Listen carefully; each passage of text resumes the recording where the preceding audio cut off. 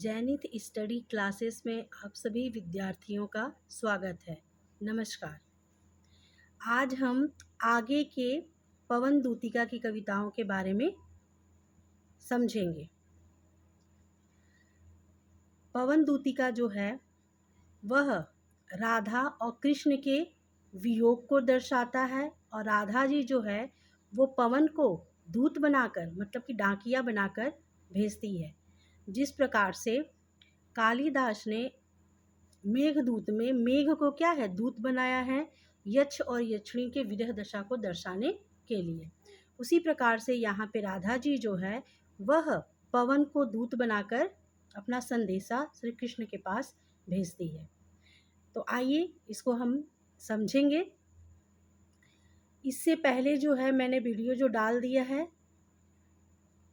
पिछली कविताओं का, उसको आप जाकर पहले देख लीजिए, सुन लीजिए और समझ लीजिए, फिर इसको आप देखिएगा। तो अगर आपने हमारे चैनल को सब्सक्राइब नहीं किया है तो सब्सक्राइब कर लीजिए, बेल आइकन को प्रेस कर दीजिए ताकि हम कोई भी नया वीडियो डालें तो आपके पास उसका नोटिफिकेशन चला जाए। और अधिक से अधिक अपने ग्रुप में शेयर कर दीजिए ताकि अन्य विद्यार्थियों को भी इसका लाभ मिल पाए। तो चलिए हम लोग आज इसको समझेंगे। तो 3 तक मैंने क्या है बता दिया है। चौथा है, जो ही मेरा भवन तज तू अल्प आगे बढ़ेगी, शोभा वाली सुखद कित्ती मंजू कुंजे मिलेंगी, प्यारी छाया मृदुल स्वर से मोह लेंगी तुझे वे, तो भी मेरा दुख लख वहाँ जाना विश्राम लेना। तो इसका हम लोग कठिन शब्दों का पहले अर्थ ग्रहण करेंगे। जो ही मतलब जैसे ही, तज मतलब होता है त्यागना। तज मतलब क्या होता है? त्यागना। तू मतलब पवन को कह रही है राधा जी। अल्प मतलब थोड़ा, आगे बढ़ेगी। शोभा वाली मतलब सुंदर, सुखद सुख प्रदान करने वाली, कितनी बहुत सारी, यहाँ पे संख्या के बारे में बताया गया है कितनी। मंजू, मंजू मतलब होता है सुंदर। कूंजे मतलब कि बगीचा, बावड़ी, या कह सकते हैं कि लताओं और वृक्षों से घिरा हुआ जो गोल आकृति होती है उसको कुंज कहा जाता है। तो इसको हम लोग बगीचा कहेंगे। मिलेंगी मतलब कि बहुत सारे क्या है बगीचे तुम्हें मिलेंगे जो वृक्ष और लताओं से घिरे होंगे। प्यारी छाया मृदुल स्वर, उस वृक्षों की छाया जो है वो मृदुल मतलब बहुत ही कोमल। कोमल स्वर, स्वर मतलब पक्षी की यहाँ पे स्वर के बारे में कहा गया, आवाज़। वृक्ष पे अनेक पक्षियाँ होती हैं और चहचहाहट क्या है करती रहती हैं, तो वो स्वर कहा जा रहा है। स्वर मतलब रव, आवाज़। मोह लेंगी, मोह मतलब तुझे मोहित कर लेंगी, पवन को क्या है मोहित कर लेंगी तुझे वे, तो भी मेरा दुख लख, लख मतलब होता है देखना, है ना। लख मतलब क्या होता है देखना, मतलब कि समझकर या यहाँ पे देखकर। वहाँ जाना विश्राम लेना मतलब वहाँ पे रुकना मत। विश्राम मतलब ठहरना, रुकना, आराम करना, है ना। विश्राम का ये अर्थ होगा। तो इसको हम लोग अर्थ किस प्रकार से करेंगे समझेंगे। तो हे मेरी प्यारी पवन, जैसे ही थोड़ी और आगे बढ़ेगी, जैसे ही मेरा भवन त्याग करके तू थोड़ा सा आगे बढ़ेगी तो बहुत ही सुंदर सुख प्रदान करने वाली बहुत सारी तुम्हें कुंजे अर्थात की बगीचा और वृक्ष और लताओं से घिरा हुआ तुम्हें बगीचा दिखाई देगा जो तुम्हें बहुत ही सुंदर लगेगा।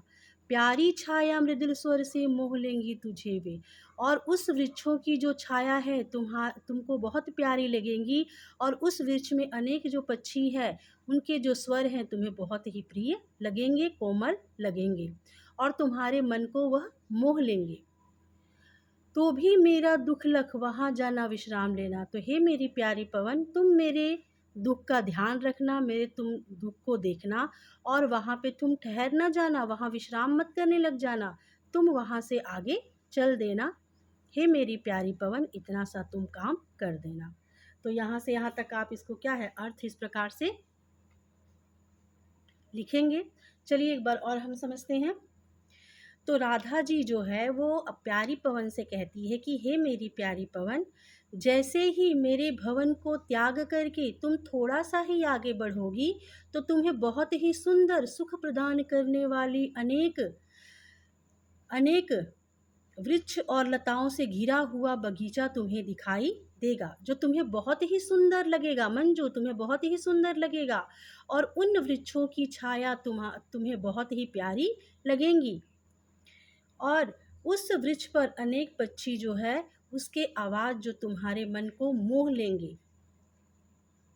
तो भी तुम मेरा तो भी मेरा दुख लख वहाँ जाना विश्राम लेना। तो हे मेरी प्यारी पवन, तुम मेरे दुख का ध्यान रखना, तुम मेरे दुख को देखना और वहाँ पर तुम विश्राम मत करने लग जाना, आराम मत करने लग जाना, वहाँ से तुम आगे बढ़ जाना। हे मेरी प्यारी पवन, इतना सा तुम काम करना। तो यहाँ से यहाँ तक क्या है, आप अर्थ लिखेंगे। संदर्भ मैंने बता ही दिया है पहले, सेम वैसे ही आप लिखेंगे पूर्ववत करके। और आप इसका प्रसंग लिखेंगे कि प्यारी पवन के द्वारा राधा जी अपना संदेशा भेज रही है और रास्ते की सुंदरता का वर्णन पवन दूतिका से कर रही है। तो इस तरह से आप इसका क्या है, प्रसंग लिखेंगे। चलिए हम नेक्स्ट देखते हैं, पांचवा।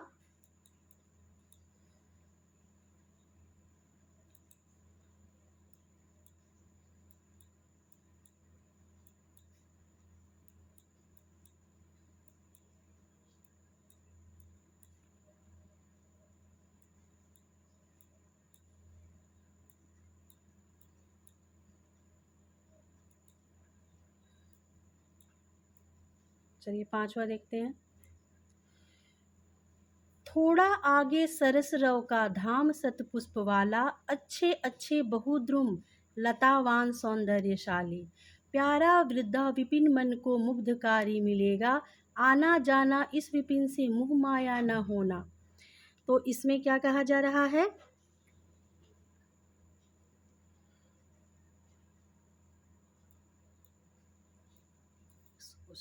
चला गया।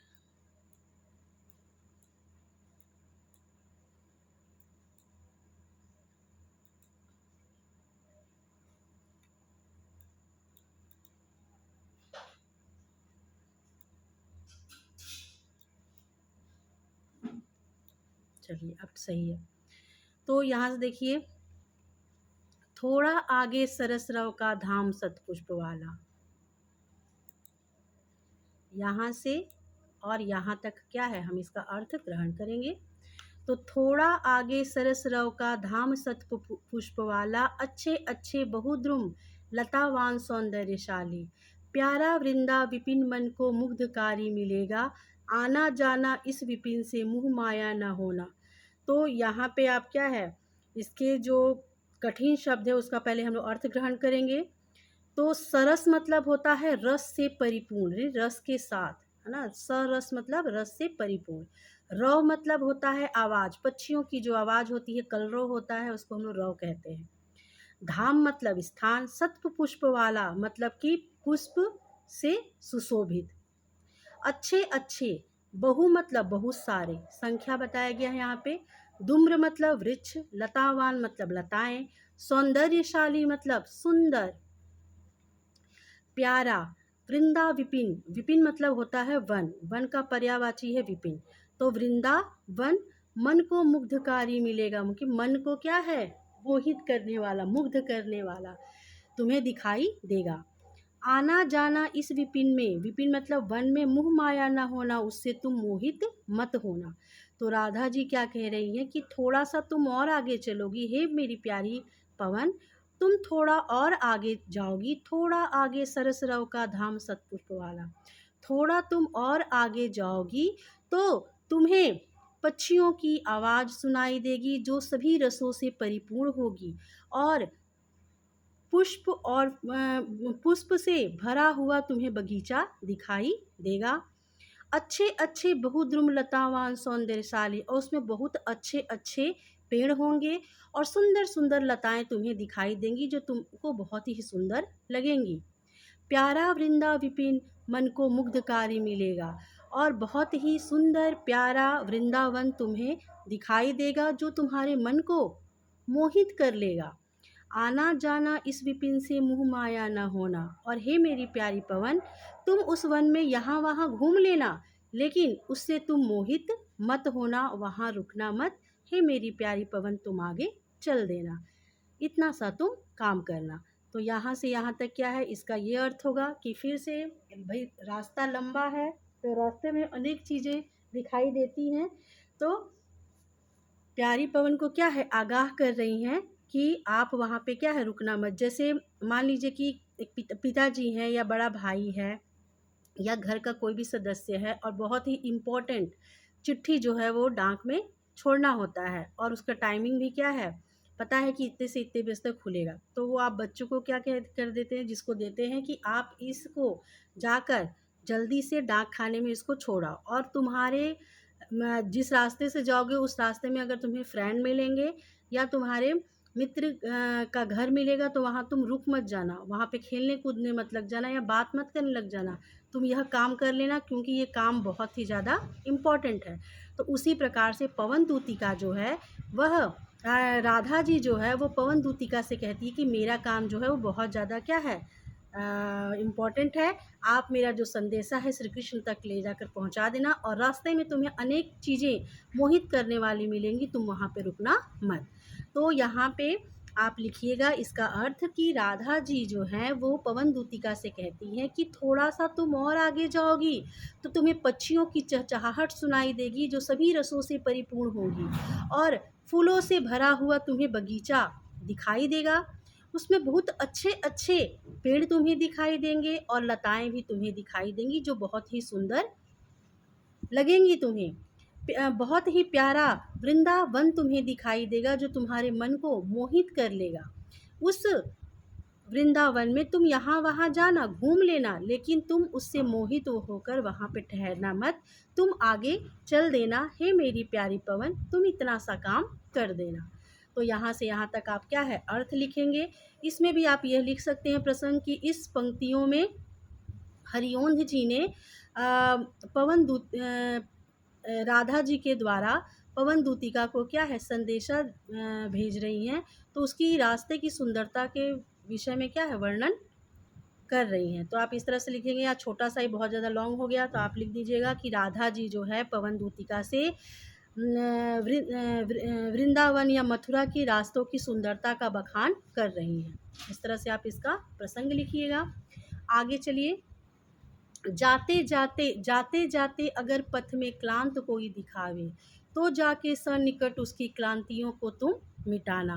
क्लांत मतलब क्या होता है, क्लांत मतलब होता है थका हुआ, और यहाँ पे मतलब थका हुआ जो है वो श्रमिक के बारे में कहा जा रहा है, एक व्यक्ति के बारे में कहा जा रहा है कि जाते जाते पथ में क्लांत, क्लांत मतलब एक पुरुष पुल्लिंग शब्द है और पुरुष के लिए क्या है, व्यक्त किया गया है कि कोई थका हुआ व्यक्ति जो तुम्हें पुरुष दिखाई देगा तो तुम्हें उसके पास जाना। सन्निकट मतलब क्या होता है, पास जाना। सन्निकट मतलब क्या होता है, पास जाना। क्लांतियों मतलब थकावट को मिटाना, मतलब मिटाना, दूर कर देना। धीरे धीरे परस करके, परस मतलब क्या होता है, स्पर्श करना। गात मतलब शरीर, उत्ताप मतलब गर्मी, शरीर की गर्मी। खोना मतलब समाप्त करना। अच्छा देखिए, यहाँ भी क्लांतियों को मिटाना मतलब कि थकावट को दूर करना। मिटाना, अगर आप अलग से शब्द लेंगे तो मिटाना मतलब होता है क्लीन करना, साफ करना। लेकिन हिंदी में क्या होता है कि वाक्य के साथ, है ना, वाक्य के साथ उस शब्द का अर्थ भी बदल जाता है, उस वाक्य के अनुसार उस शब्द का अर्थ हो जाता है। तो यहाँ पे क्लांतियों, क्लांतियों मतलब थकावट, थकावट क्या है, दूर किया जाता है ना, समाप्त किया जाता है, तो इसको मिटाना। गात मतलब शरीर, उत्ताप मतलब गर्मी, खोना मतलब भी क्या है, समाप्त करना या दूर करना। गर्मी को क्या है, दूर करना। तो खोना, अगर खोना को अलग अगर आप ऐसा पूछेंगे, खोना मतलब क्या होता है, तो गुम हो जाना, कोई चीज़ वस्तु आपसे दूर हो जाना, है ना। तो वाक्य के साथ इसका जो अर्थ है वो क्या है, बदल जाता है किसी भी शब्द का। चलिए, सदगंधों से, सदगंध मतलब क्या होता है, सुगंध के साथ। श्रमित मतलब उस श्रमिक को, जन मतलब व्यक्ति, हर्षितों सा बनाना, हर्षित मतलब प्रसन्न कर देना। तो यहाँ से यहाँ तक आप क्या है लिखेंगे कि राधा जी जो है वो पवन दूतिका को कह रही हैं कि रास्ते में अगर तुम्हें कोई थका हुआ व्यक्ति दिखाई देगा तो तुम उसको अपनी वायु से प्रसन्न कर देना। तो ये आप प्रसंग लिख देंगे। अर्थ में क्या लिखेंगे, जाते जाते अगर पथ में, जाते जाते अगर पथ में क्लांत कोई दिखावे। राधा जी पवन दूतिका से कहती है कि हे मेरी प्यारी पवन, तुम जाओगी अगर रास्ते में कोई तुम्हें थका हुआ श्रमिक दिखाई अगर तुम्हें देता है तो तुम उसके पास जाना और उसकी सारी थकावट को तुम दूर कर देना और धीरे धीरे उसके शरीर का स्पर्श करके उसकी सारे शरीर की गर्मी को तुम मिटा देना। अपने सुगंधित वायु से उस श्रमिक को तुम प्रसन्न कर देना। हे मेरी प्यारी पवन, तुम इतना सा काम कर देना। तो इसमें यह भी दिखाया गया है कि राधा जी श्री कृष्ण के वियोग में है, वो दुखी है, लेकिन फिर भी वो और व्यक्तियों की भी चिंता करती हैं। उनके हृदय, उनके कोमल हृदय को यहाँ पे क्या है प्रकट किया गया है। तो इस तरह से क्या है आप यहाँ पे लिखेंगे। यहाँ पे अलंकार जो है वो मानवीय अलंकार है और यहाँ मानवीकरण अलंकार है और रस जो है वियोग श्रृंगार रस है। चलिए आगे देखते हैं। लज्जाशिला पथिक महिला जो कहीं दृष्टि आवे, होने देना विकृत वसना तो न तू सुंदरी को, जो थोड़ी भी श्रमित वह हो गोद ले शांति खोना। तो यहाँ पे लज्जाशिला, लज्जाशिला मतलब क्या होता है, शर्मीली, है ना। जो लज्जाशिला मतलब होता है जो शर्मा रही है, स्त्री जो क्या है शर्मा रही है, उसके बारे में यहाँ पे राधा जी जो है वो कह रही हैं। तो क्या कह रही हैं, लज्जाशिला पथिक महिला जो कहीं दृष्टि आवे, होने देना विकृत वसना तू न सुंदरी को, जो थोड़ी भी श्रमित वह हो गोद ले शांति खोना, होठों की वो कमल मुख की मालनाएं मिटाना। तो यहाँ पे जो राधा जी जो हैं वो पवन दूतिका से कहती हैं कि हे मेरी प्यारी पवन, अगर तुम्हें रास्ते में कोई शर्मीली महिला तुम्हें अगर दिखाई देती है, पथिक मतलब क्या है राहगीर, महिला मतलब पथ में जो चलने वाली है ना, पथिक, महिला मतलब स्त्री, दृष्टि या औरत है ना, तो औरत नहीं बोलेंगे, महिला या क्या है स्त्री। दृष्टि मतलब दिखाई देना, दृष्टि मतलब क्या होता है दिखाई देना, आय मतलब दिखाई देना, होने देना विकृत वसना, विकृत मतलब होता है बिगाड़ना, है ना, विकृत मतलब क्या होता है बिगाड़ना, वसना मतलब, वसन मतलब क्या होता है वस्त्र। तो अपनी वायु से उसके वस्त्र को अस्त व्यस्त मत कर देना। जैसे मान लीजिए कि लड़कियां जो है वो साइकिल चलाती हैं या पैदल भी जाती हैं, तेज आंधी तूफान आता है तो उनके जो वस्त्र हैं वो इधर उधर क्या है उड़ने लग जाते हैं। अगर वो भीड़ भाड़ इलाके में रहती हैं तो वो अपने वस्त्रों को क्या है समेटने लग जाती हैं, उनको बहुत शर्म आता है कि कहीं मेरा मतलब शरीर न दिखाई दे, तो अपने वो वस्त्र को क्या है वो संभालती है। तो यही कहा गया है कि अगर तुम्हें कोई लज्जाशील यानी शर्मीली महिला तुम्हें दिखाई दे रास्ते में, तो अपने वायु से तुम क्या है विकृत अपने उनके वस्त्र को अस्त व्यस्त मत कर देना, क्योंकि तुम ऐसा करोगी तो वो जो महिला है वो शर्मा जाएगी। तो जो थोड़ी भी श्रमित वह हो गोद में ले शांति कोना, और हे मेरी प्यारी पवन, अगर वो जो श्रमिक महिला है, श्रमित मतलब श्रमिक है ना, तो श्रमित महिला जो है अगर तुम्हें थोड़ी सी भी थकी हुई दिखाई दे तो तुम बड़े ही प्रेम से उसको अपने गोद में सुला लेना और उसकी सारी थकावट को तुम दूर कर देना। श्रांति मतलब थकावट ही होता है ना, और एक खोना मतलब कि दूर कर देना। होठों की वो कमल मुख की मालनाएं मिटाना। कमल मुख, कमल मुख मतलब होता है यहाँ पे कमल के समान क्या है मुख, जैसे चंद्रमुखी होता है, तो यहाँ पे क्या है रूपक अलंकार है, एक में एक का रूप दर्शाया जा रहा है। मुख किसके समान है, तो कमल के समान है। जिस प्रकार से चंद्रमुखी मुख किसके समान है, चंद्रमा के समान है, तो यहाँ पे क्या है रूपक अलंकार है। तो आप काव्य सौंदर्य में क्या है लिख सकते हैं कि अलंकार जो है यहाँ पे क्या है रूपक अलंकार है, रस जो है वियोग श्रृंगार है। तो इस तरह से आप यहाँ पे काव्य सौंदर्य में लिखिएगा। काव्य सौंदर्य में भी क्या है आपका 1 नंबर रहता है। तो चलिए यहाँ से यहाँ तक क्या है अर्थ हम ग्रहण करेंगे। तो लज्जाशीला पथिक महिला जो कहीं दृष्टि आवे। राधा जी दूतिका से कहती है, पवन दूतिका से, कि हे मेरी प्यारी पवन, अगर रास्ते में तुम्हें कोई शर्मीली महिला तुम्हें दिखाई देती है तो उसके अपने वायु से उसके वस्त्रों को तुम अस्त व्यस्त मत कर देना। तुम ऐसा करोगी तो वो और भी क्या है, शर्मा जाएगी। जो थोड़ी भी श्रमित वह हो, गोद में ले श्रांति खोना। अगर वो तुम्हें थोड़ी सी भी थकी हुई दिखाई दे तो बड़े प्रेम से अपने गोद में तुम उसे सुला लेना और उसकी सारी थकावट को अपनी वायु से क्या है, उसकी सारी थकावट को दूर कर देना।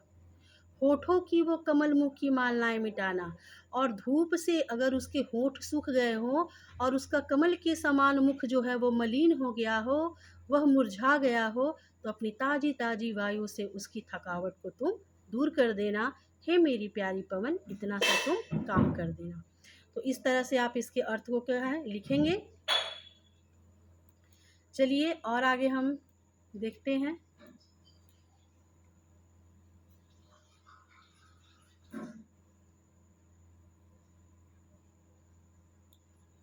ये आपका लास्ट है इस वीडियो का।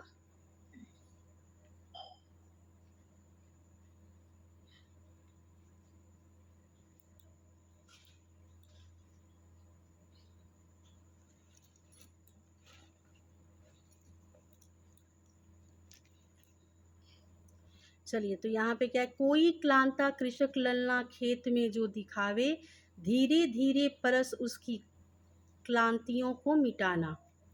इसको थोड़ा सा जूम आउट कर देते हैं, ये दिख नहीं रहा है, एक मिनट, थोड़ा सा, अब सही हो गया। चलिए, तो यहाँ पे देखिए, कोई क्लांता कृषक ललना खेत में जो दिखावे, धीरे धीरे परस उसकी क्लांतियों को मिटाना। जाता कोई जलद यदि हो व्योम में तो उसे ला, छाया द्वारा सुखित करना तप्त भूतांगना को। तो यहाँ से यहाँ तक हम लोग क्या है, अर्थ को ग्रहण करते हैं। ये आपका 8वां है, यहाँ से और यहाँ तक हम लोग क्या है, अर्थ को ग्रहण करेंगे। पहले इसके कठिन शब्दों का अर्थ हम आपको बताते हैं। कोई क्लांता, अब वहाँ पे जो था वो क्लांत था। क्लांत मतलब कि किसी पुरुष श्रमिक के लिए उसको प्रयोग किया गया था। यहाँ पे क्या है, एक महिला के लिए, क्लांता मतलब क्या है, महिला के लिए प्रयोग किया जा रहा है। जैसे सूत मतलब क्या होता है, पुत्र, और सुता मतलब क्या होती है, पुत्री। तनय मतलब क्या होता है, बेटा, और तनया मतलब क्या होती है, बेटी या पुत्र या पुत्री भी आप उसको कह सकते हैं। तो इसी प्रकार से क्लांत मतलब थका हुआ, तो वो किसके लिए प्रयोग किया गया है, एक पुरुष के लिए। और यहाँ पे क्लांता मतलब एक स्त्री के लिए प्रयोग किया गया है, तो ये स्त्रीलिंग शब्द हो गया। तो क्या है, कोई क्लांता कृषक ललना खेत में जो दिखावे। कृषक ललना मतलब एक खेत में काम करने वाली महिला अगर तुम्हें दिखाई देती है। धीरे धीरे परस, परस मतलब क्या होता है, स्पर्श करना। क्लांतियों मतलब उसकी थकावट को, मिटाना मतलब कि दूर कर देना। जाता कोई जलद यदि हो व्योम में तो उसे ला। जलद मतलब होता है बादल, बादल का ये पर्यायवाची है। व्योम आकाश में अगर तुम्हें दिखाई देता है तो उसके सामने लाकर रख देना। छाया द्वारा सुखित करना तप्त भूतांगना को, मतलब कि उसकी छाया से, बादल क्या है, जैसे ही आता देखते हो धूप गायब हो जाती है और पूरा क्या है, छाया हो जाता है। तो सुखित करना मतलब उसको सुख प्रदान करना, तप्त भूतांगना को, गर्मी से व्याकुल उस स्त्री को। भूतांगना मतलब क्या होता है, महिला, स्त्री। ये मतलब भूत पिशाच मत समझ लीजिएगा आप लोग। भूतांगना मतलब होता है स्त्री, ये स्त्री का पर्यायवाची है। तो भूतांगना मतलब क्या होता है, स्त्री। तप्त मतलब गर्मी से व्याकुल। तो यहाँ से यहाँ तक क्या है, हम अर्थ लिखेंगे। अच्छा, इसमें देखिए, इसमें कहा जा रहा है कि जलद यदि हो व्योम में, यानी पवन दूतिका को राधा जी जो है वो कहती हैं कि अगर तुम्हें आसमान में कोई बादल का टुकड़ा दिखाई देगा तो उस स्त्री के पास लाकर उसको रख देना। इस प्रकार से क्या है, उसको छाया कर देना। जैसे मान लीजिए कि कोई कहता है कि, है ना, कि थम के बरस, है ना, मेरा महबूब आने वाला है। गाना है, बहुत पहले बहुत फेमस से गाना था। तो बारिश को ऑर्डर दिया जा रहा था कि क्या है, आप तुम थोड़ा धीरे बरसो क्योंकि अब मेरा महबूब क्या है, आने वाला है, तो परेशान हो जाएगा। तो प्राकृतिक को भी क्या है हम लोग ऑर्डर देते हैं। तो उसी प्रकार से यहाँ पे जो राधा जी तो भगवान है ना, देवी है, वो कुछ भी कर सकती हैं। लेकिन गायक भी अपने गानों में क्या है इसी तरह से बनाए हैं कि बहारों फूल बरसाओ मेरा महबूब आया, यानी बहारों को भी क्या है हम लोग ऑर्डर दे रहे हैं।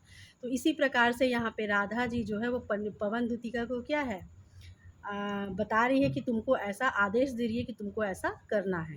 तो चलिए यहाँ पे ये भी दिखाया गया है राधा जी के हृदय के बारे में कि उनका हृदय कितना कोमल है कि वो इतना दुख में, उतना वियोग में रहते हुए भी वो और व्यक्तियों के बारे में भी क्या है सोचती हैं।